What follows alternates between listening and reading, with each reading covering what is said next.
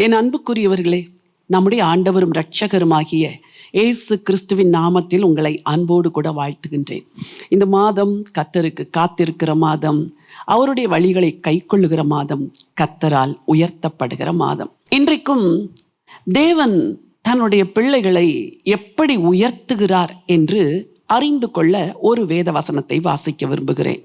சங்கீதம் 91:14. அவன் என்னிடத்தில் வாஞ்சையாயிருக்கிறபடியால் அவனை விடுவிப்பேன். என் நாமத்தை அவன் அறிந்திருக்கிறபடியால் அவனை உயர்ந்த அடைக்கலத்தில் வைப்பேன். வசனம் 15.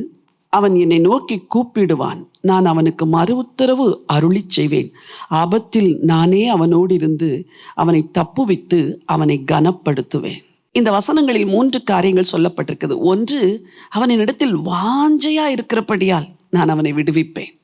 ஆண்டவர் யாரை விடுவிப்பார் என்றால், அவரிடத்தில் வாஞ்சையா இருக்கிற மக்களை.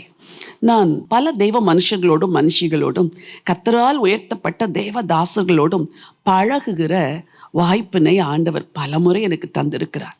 அப்படி அவர்களோடு கூட பேசும் பொழுது நான் உற்று கவனிப்பேன், இவர்களை எது இப்படி உயர்த்தியது என்று. அவர்கள் இருதயம் ஆண்டவர் மேல் வைத்திருக்கிற வாஞ்சை, அந்த வாஞ்சைக்கேற்ற சில செயல்பாடுகள், இதுதான் அவர்களை உயர்த்தி வைத்திருக்கிறது. யார் தேவனை உண்மையாய் நேசிக்கிறார்களோ அவர்களை ஆண்டவர் உயர்த்த உண்மையுள்ளவராயிருக்கிறார்.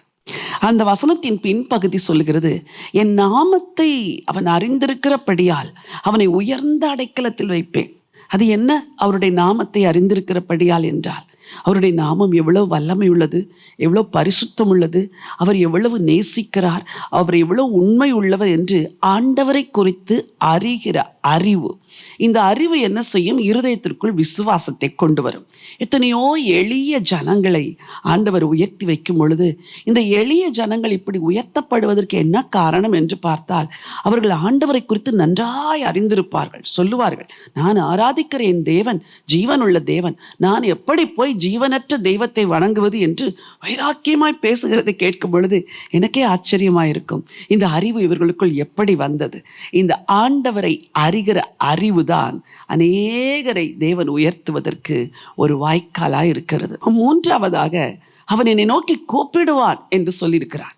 நன்றாய் ஜெபிக்கிறவர்களை ஆண்டவர் உயர்த்துவார். அப்படி என்றால் ஆண்டவர் மேல் வைத்திருக்கிற வாஞ்சை, அவருடைய வார்த்தை, அவருடைய நாமம், இதை குறித்த அறிவு.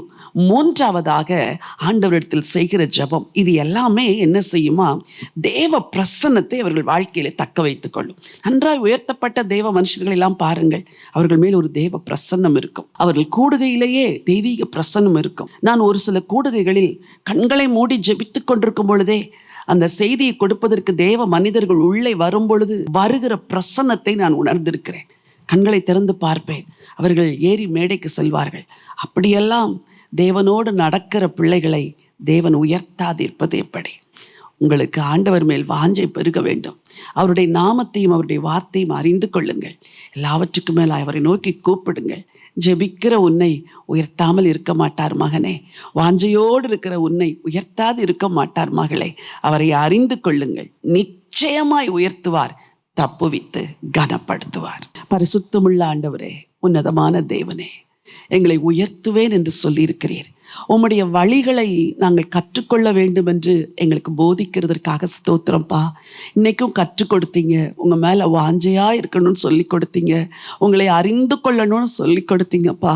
ஆண்டவரே, உம்மிடத்தில் ஜெபிக்கும் பொழுது நீங்கள் கூடவே இருந்து தப்புவித்து கனப்படுத்துவேன்னு சொல்லியிருக்கிறீங்க. உங்கள் பிள்ளைகள் எல்லாருக்கும் உங்கள் மேலே வாஞ்சையை கொடுங்க, ஜெப தாகத்தை கொடுங்க, உம்மை அறிகிற அறிவை கொடுங்கப்பா. பூமியிலே உயர்த்தி வைக்கும்படியாக ஜெபிக்கிறேன். ஆண்டவர் இயேசுவின் நாமத்தில் ஜெபிக்கிறேன் நல்ல பிதாவே. ஆமென், ஆமென். பிரியமானவர்களே, ஆண்டவர் மேல் வைக்கிற வாஞ்சை, அவர் நாமத்தை குறித்த அறிவு, அவரிடத்தில் செய்கிற ஜெபம் உங்கள் வாழ்க்கையில் எப்பொழுதும் உயர்வை கொண்டு வரும். இந்த நினைவோடு இந்த நாளை துவங்குங்கள். இந்த நாள் ஒரு வெற்றியின் நாள். God bless you.